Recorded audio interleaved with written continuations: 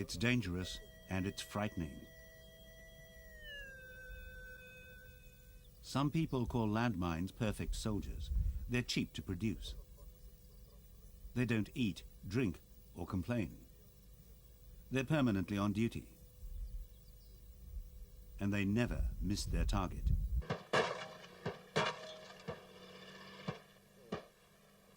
But landmines also kill or maim anyone. Anti-personnel mines are specifically designed to disable, not to kill. The trouble is that most victims are innocent civilians.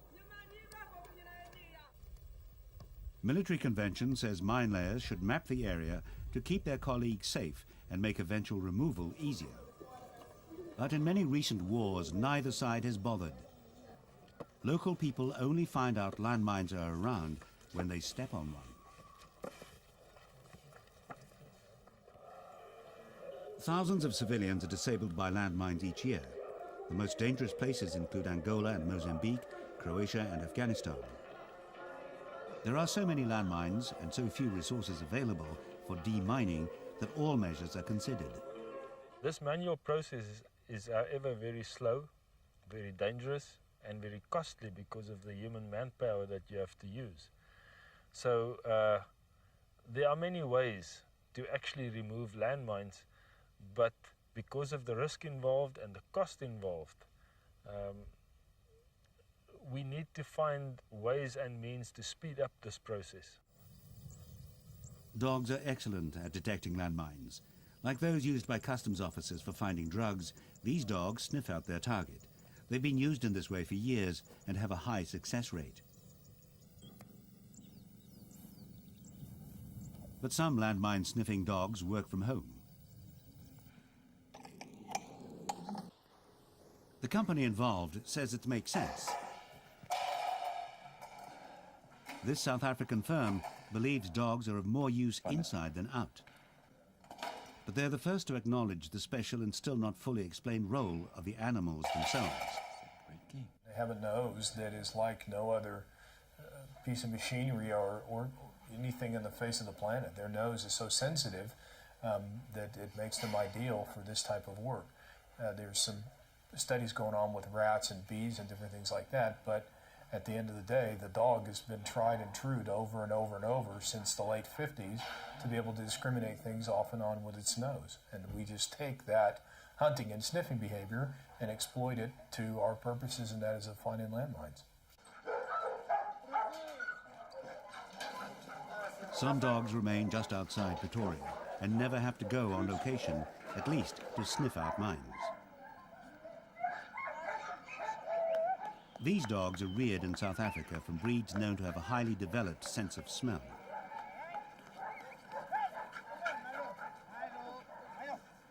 They're well treated because their role is invaluable.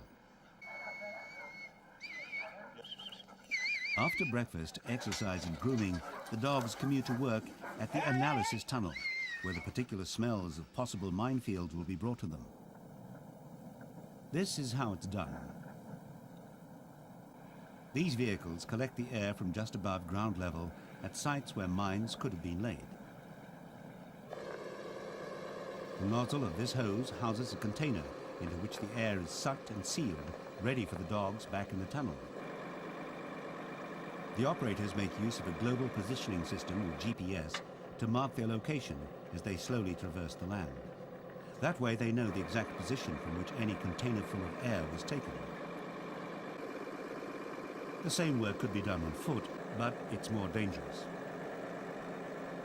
None of this work would be so vital, of course, if fewer mines were laid, or at least all those that were had been clearly mapped. This company has contracts for research into purely mechanical ways of detecting and clearing mines. But it's difficult to improve on a dog's nose. The intriguing aspect is that no one knows exactly how the dog's nose works. They have theories as far as how the nose works and what are they smelling that makes them, different to a machine or a piece of TNT. What chemical makeup is the dog identifying? And nobody really knows, exactly how it works. We just know that it works. The dog's training and evaluation is continuous. The principal explosive constituent of landmines is TNT, and the dogs have to be able to pick it out from a huge range of background or interference smells. Different interference smells are brewed inside these cardboard boxes. They're then sucked into the phials used in the analysis tunnel. The dogs are taught to distinguish between the elusive explosives vapor and background smells. Chemically pure TNT samples are also inserted on impregnated paper strips and allowed to brew before going on to the tunnel. It's a full-time job keeping the dogs aware of the various aromas found not only in different locations, but in different countries.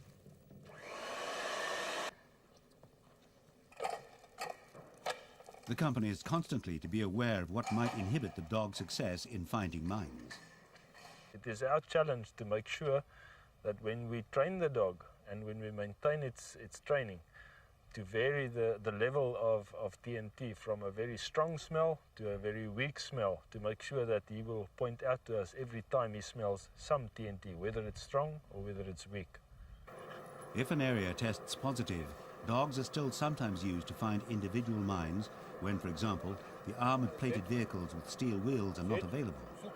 There is an international treaty banning anti-personnel mines, but it has not been signed by around 1/3 of the countries in the world, including the United States, Russia and China. Reports from India and Pakistan say that both sides have been laying mines during the recent increase in tension over Kashmir. But there have been successes. In the years that we've used it, we've done so within the standard set by the UN for the clearance of landmines, 99.6%, and we have not been proven wrong. So yes, I rate it as very successful. But the work has to continue. Find it. There are still many problems to overcome, but as more is known about how the dog's sense of smell works, the animals could help with other threats to human life. We're also now looking at research towards even finding cancer, early cancer in the human body, because of the unique smell that the cancer emits. We are in a very early stage of research in this regard, but it's promising. Man's best friend is proving himself yet again.